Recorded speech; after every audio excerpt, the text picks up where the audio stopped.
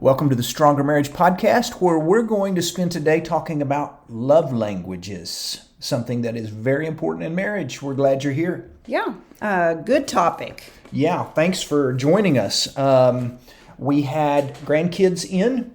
We are old enough to have grandkids, and we got to have them this weekend, and it was fun. Fun weekend. It really was. Just got to spend so much time with them and watch their little personalities develop. It's fun. They are 20 months, is that right? 22. 22 months, and how old? And almost 4. We have a granddaughter and a grandson. So it's been fun. We're headed to Borger, Texas this weekend. That is in the panhandle of Texas. We have about 51 couples signed up. It's going to be a good crowd. We have people driving in from out of state. One couple coming from California. And let me just say, y'all are our heroes. We appreciate y'all coming from California. That's pretty awesome. It is, to a little small town Borger. So. Yep, that's exactly right. We have some big announcements coming up, but we're going to hold off on those for a few weeks of some things we're going to be doing next year. 2 really, really big things that I'm excited about. And Lee's looking at me right now going, okay, I can think of one, but no, we're looking at one in January and one in possibly October of 2023. So yeah, now there's the bulb that's come on. So we'll fill you in on more details on those, but we're excited about those. But let's spend some time talking about love languages. Now that language word in there, I don't speak Spanish, not very well. I know a few words. Lee knows a few more than I do.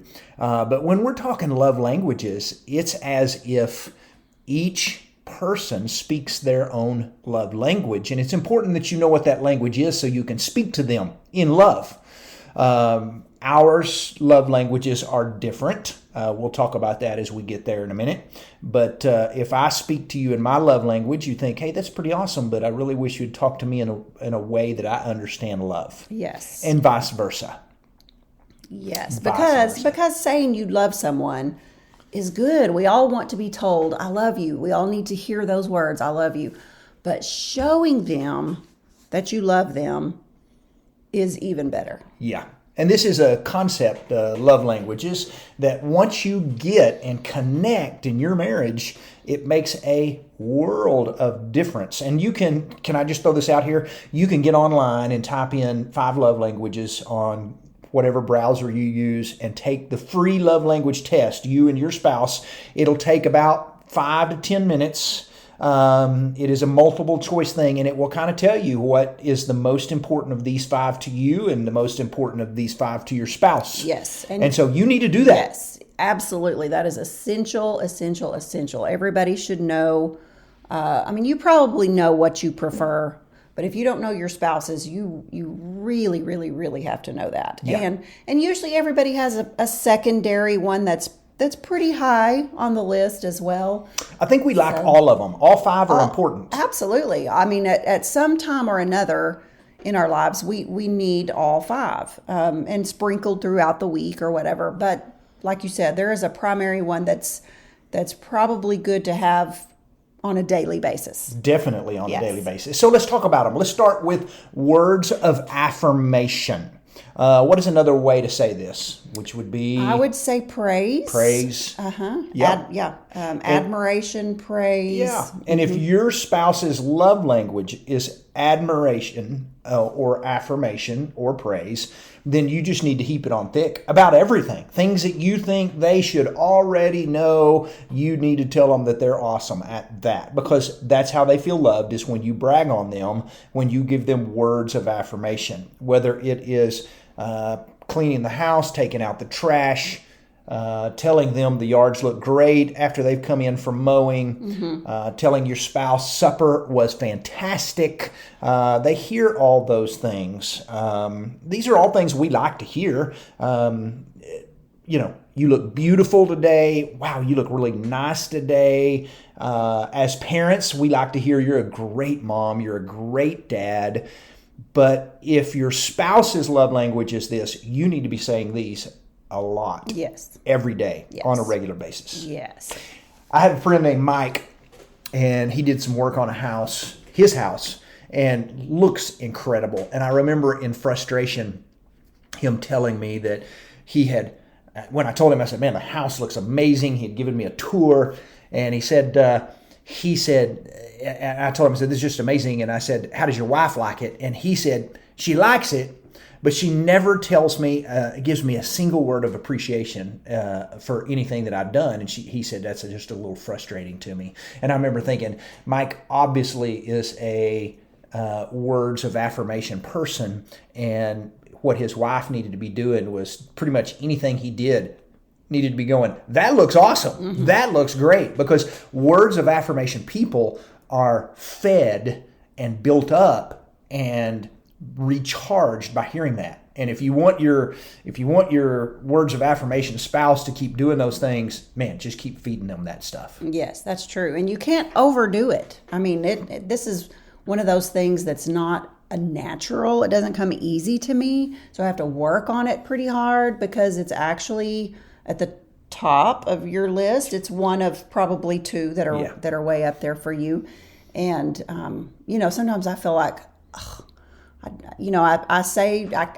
just said that, yesterday, but you can't overdo it when it comes to this. Yeah.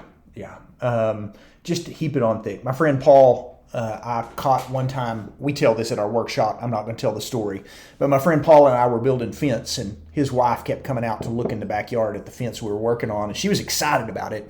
And she'd come out for us to fix a couple of things. And these are our friends. And I told her, I said, I will fix anything you want. You come out here and you tell me anything you want. But I said, you also need to be giving me some praise, because that's my love language. And I'll work all day long as you're praising me. And she really wanted me there working because she wanted that fence done. So she started coming out giving me praise about, boy, the fence looks great. Y'all are amazing. Y'all ought to do this full time as a real job.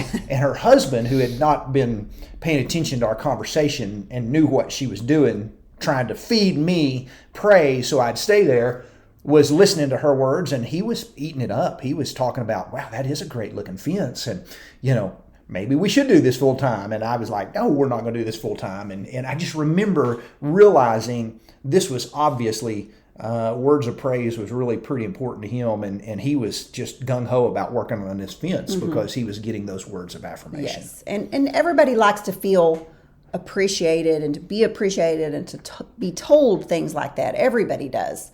But if it's your love language, I mean, it's a daily, several times a day necessity. Yeah. Tell your spouse you're proud of them.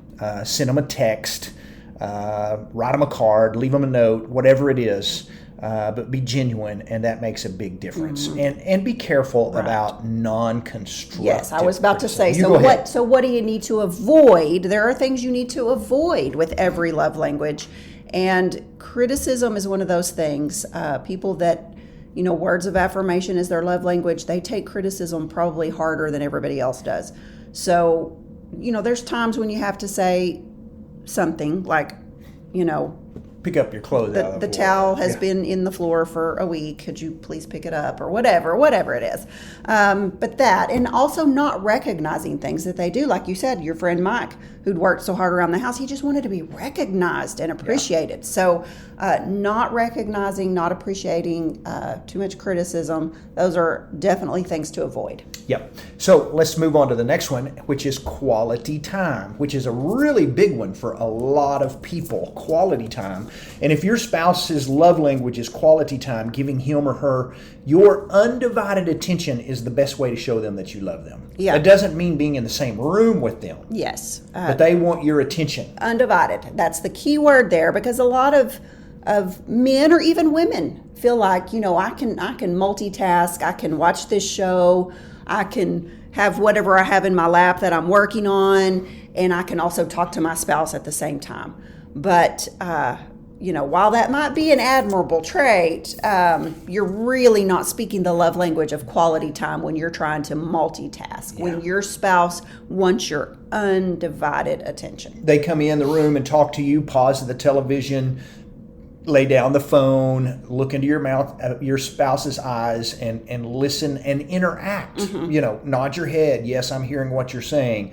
To your spouse, 20 minutes of your undivided attention, listening and conversation is man, that just fills their love tank full. Yeah. That is so healthy. It really does. And you can do things together. You're one of the things that people who have this as their love language, they may want to tell you about what they got going on at work. They may want you to participate in, hey, I love going for a walk. Would you come for a walk with me? Just something that just says we're going to do something together. A lot of husbands will go, I love it when my wife sits down and she'll watch my favorite football team with me, even though she's not a big sports fan, right. Because they're doing something together that the spouse likes to do. And so find that quality time that you can do together. That is a healthy thing to do. Yeah. So how to communicate when the love language is quality time is to really focus on uninterrupted conversations. They need to be uninterrupted and focused because that one-on-one time is critical. And so the actions to take there are to create special moments together, take walks, do small things with your spouse. Weekend getaways are huge if your spouse's love language is quality time. Or date nights. Just anything where you're going to go have some fun. Where you are, going somewhere together without distractions. Things that you should avoid are distractions when spending time together. And phones are huge. Phones are the biggest distraction we have in our world these days. And so a notification goes off and you just think, I need to just look. Here's the deal. When you go out to dinner, if you just leave the phone in your purse or in your pocket. Do not set it on the table. Do not get it out and set it on the table. Just leave it put away. Have it where you can hear it if you've left kids with a babysitter. But that's the only reason you should be even concerned about your phone when you're out on a date with your spouse is if the kids need you and it's an emergency. Everything else can wait 30 minutes while you're eating dinner. Honestly. So leave the phone put away. That's a big no-no. Long stints without focused one-on-one time, that's something else you need to avoid. You need to really be trying to have, like we talk about daily conversation time where you can check in with one another. That should be a big thing if that's your spouse's love language. Yeah. So let's talk number 3, receiving gifts. And this one is kind of catches people off guard because they're like, that's a love language? And it's not just about receiving gifts, it's about knowing what your spouse likes. And if your spouse has this up toward the top of their list, you may be going, wow, does that mean I have to like budget more money? It's not about how much money you spend. It's knowing what they like. Yes. And I have learned that this is kind of up toward the top of your list, this little receiving gifts. And sometimes that can be as simple as a candy bar from the store and knowing what you like, the kind of candy you like, or a cookie to purchase and knowing the kind of cookie that you would pick. Just little surprises, but that's the key is knowing what your spouse likes, for sure. Also, special occasions, holidays, you better be getting something. Yeah, if your spouse's love language is receiving gifts and they go, don't give me anything, you still get it. Birthdays, Mother's Day, anniversary, Christmas, whatever it is, something you better be getting, even if it's a homemade card and a single, long stem rose or something. You better be getting something in there. Yeah. We have some friends. We talk about them in our 10 Ways to a Stronger Marriage book named Nate and Kristen. Kristen's love language is receiving gifts, and Nate has had to learn how to do this. And for an example, one of the things Nate learned is, again, it's not about the expense. He could go to Sonic, where they have half-price drinks from 2 to 4 in the afternoon, and buy his wife, Kristen, the exact drink she likes, and I can't remember what it was, but he could tell you because he knows he needs to know what this is, like a Dr. Pepper extra ice with cream and vanilla, whatever it was, and then show up at her work where she teaches school for no reason at all to go, hey, I was just thinking about you and I brought you your favorite drink from Sonic. And talk about filling that girl's love bank with, you have just spoke her love language and you've spent less than $2. Yes, absolutely. Little things mean a lot, honestly. You've heard that saying, little things mean a lot, but little things really do mean a lot to a person whose primary love language is receiving gifts. So how do you communicate this? Is through thoughtfulness, making your spouse a priority, and to speak purposefully. Yeah, that is good. That is good. What else? Actions to take. We've talked about that. Give gestures and gifts thoughtfully, with and without special occasions. Don't wait for anniversaries, birthdays, and Valentine's Day. Yes. You celebrate them all the time. Oh, and another thing you need to do, if your spouse's love language is gifts, then they are a gift giver. They love to give gifts, and they're usually very well thought out gifts.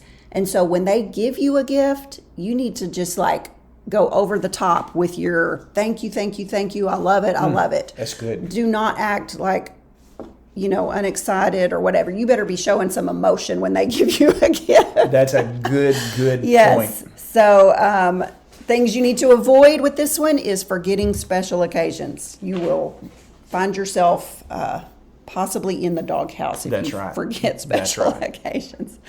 Let's All talk right. acts of service. Acts of service. This is going to be Lee's love language. She loves acts of service. She's an acts of service girl. She not only feels loved when people do things to serve her, but she does a great job at showing love through the same way, because that's how she speaks love. And if your spouse is an acts of service person, you can do a chore for them, do something that they do on a regular basis instead of having them do it, whatever it is, and this will make them feel loved. Yes, it will.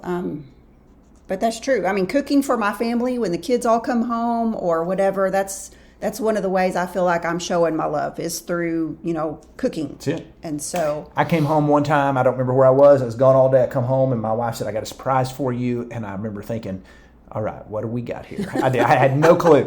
She took me into my closet where she had rearranged all my clothes to I didn't even know clothes could be arranged like that, organizing, which is something you're very, very good at. But you'd spent so much time putting all my, my t-shirts with pockets, my long sleeve shirts I roll up, just all the way down. The closet was amazing. And it was just your way of going, I love you. Yeah. And I'm just amazed by that. But you're the one that feels loved when we do things to show you. For example, I try really hard to keep your car filled up with gas where you don't have to fill it up. Yes, and I love that. And I try to watch. Sometimes I ask you, do you know what gas you have in your car? And 90% of the time you go, I have no clue. Unless it's beeped at you or something and you go, my gas is that. But that's one of the ways that I'm going to show you that I love you. That's really, really important. I was reading about a guy on the internet who...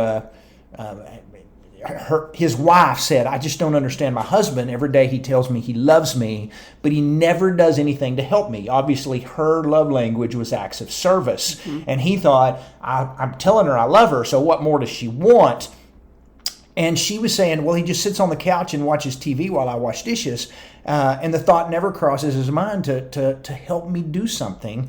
She said, I am sick of hearing, I love you. If he really loved me, he would get up and do something to help me. Now, common sense says, if your spouse is up working, you need to get up and help her anyway. But this was a wife who was saying, I just need someone to serve me. I want to feel loved by action, not just by words. Mm-hmm. Her primary love language was acts of service, and he was trying to give her praise. Hey, good job on them dishes, honey. And she was like, that's not what I want. Right. And tell her, he thought, I'm telling her I love her. Yeah. And I really do love her, but she needed the actions speak louder than words here. The good thing was he picked up the book, 5 Love Languages, which is a book, and read it and understood. He got the picture. The light bulb came on and started speaking his wife's love language much better and filling up her love bank, if you want to call it that. We often use that phrase. And so that's good. In fact, she even made the comment later, a few weeks later, he was getting so good at this that he was cooking supper, and which was unlike him. Now, I'm doing this and I'm cooking supper, and she said, somebody said something about, well, what was he cooking? Did it smell good? And she said, he has so been speaking my love language that I told him, I said, it smells like you're getting lucky tonight, which was speaking his love language at the time. So, it's one of those things. And, I try, you make the bed, but I try to get in there and make the bed on occasion. Whatever it is, it's important for us to speak. If your spouse's acts of service, to serve them in some way, to communicate, I want to help you. Yeah. So how do you communicate with this love language? You use phrases like I will and I'll help, because they want to know that you're with them, partnering with them. One of my favorite things that you say to me is, give me a job. Yeah. When you just come in and say, give me a job. Because I've always got something for you. That's it. And I'll take it, because I don't always know what you need. That's right. You always have things on your list. It's like, wow, I didn't even know the house needed that, or whatever it is. Yes. And so that's a good thing. And if your spouse asks you that, ladies, if your husband asks you that, don't get mad at him and go, well, there's dishes in the sink. Did you not recognize that? He may not have. Just give him a job and tell him well done. Yeah. Do chores together. We always had a day where we just said, okay, this is house cleaning day. Let's just divvy it up and let's just get it done. We do that when company's coming over. We make sure we're both in there, getting things ready. But the big thing is to just help alleviate their daily workload. Whatever, there's something on their list that you can do for them, and that's going to make them feel loved. Things you need to avoid are making the requests of others a higher priority than your spouse. If you're going and helping somebody else do something and you're not helping your spouse. If you've told your spouse, I'll help you do this tonight, and somebody calls and you go, no, I'm going to go help them instead. Another thing to avoid is to not follow through on tasks, whether they're big or small. Like if you've got a repair that's been needing to be done around the house and you just don't ever quite seem to get around to it, that's probably a no-no. So things like that. Yeah. So let's talk about the last one, and that's physical touch. Physical touch. Yeah, and we hear this a lot. I get messages from wives, from husbands going, my spouse never holds my hand. They never want to cuddle on the couch. They don't want any kind of physical touch, and I just don't feel loved. And I don't think their spouse realizes they're communicating to their spouse, I don't love you because I'm not touching you. And that's probably not their love language. Yeah. But we get lots of messages going, why does my spouse never want to touch me? Yeah. Or only time they touch me is when we have sex. Right. And that's part of it. But there's huge emotional power in physical touch. That's why we pick up babies and touch them. Long before an infant can understand the meaning of the word love, he or she feels loved by physical touch. It's just essential that they have touch so that they can be nurtured and develop correctly.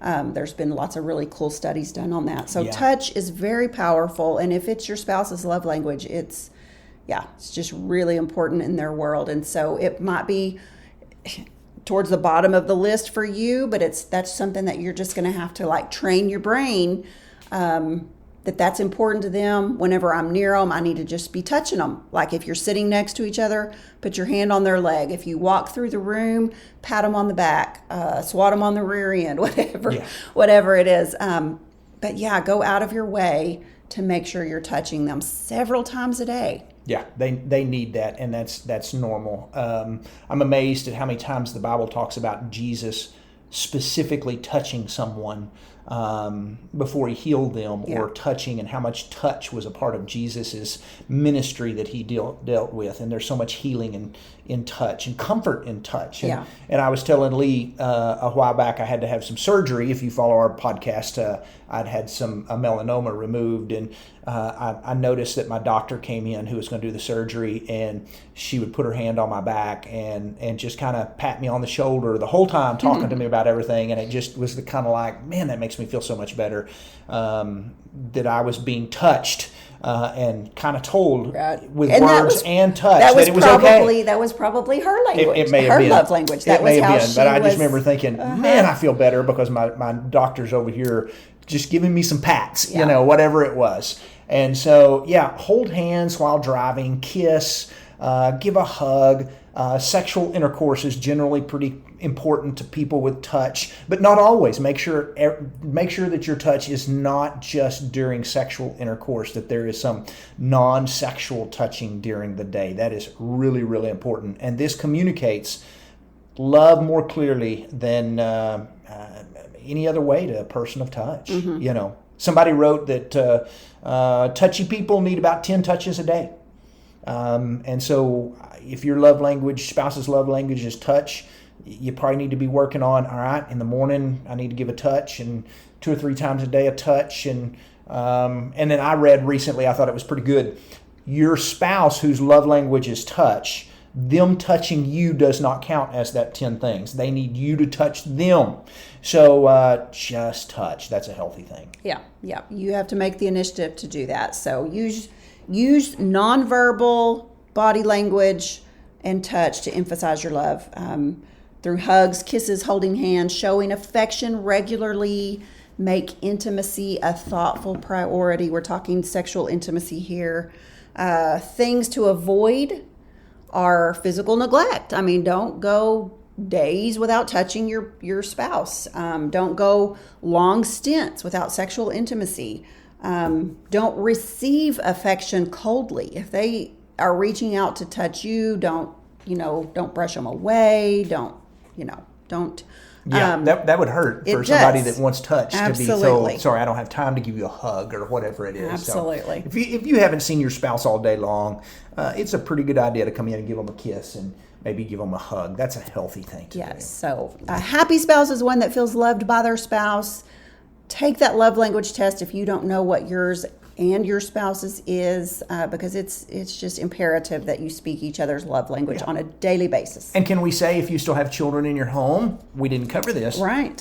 But your children speak a love language. They do. And when you know what their love language is, you can communicate and make them feel very, very loved. We've had some of our 4 boys whose physical touch, some was quality time. One of them is praise. Yes. And when you give them what they need, man, do they ever feel loved. Good point. I'm glad you brought that up. Yeah. So what do we got coming up? We got Idabel, Oklahoma on September the 10th. So we're going to be out there in Oklahoma on September the 10th. And we're going to be up northeast in the New England area in October. And we're super excited about that. Very excited about that. Yep, that's going to be good. And that is it. We're done.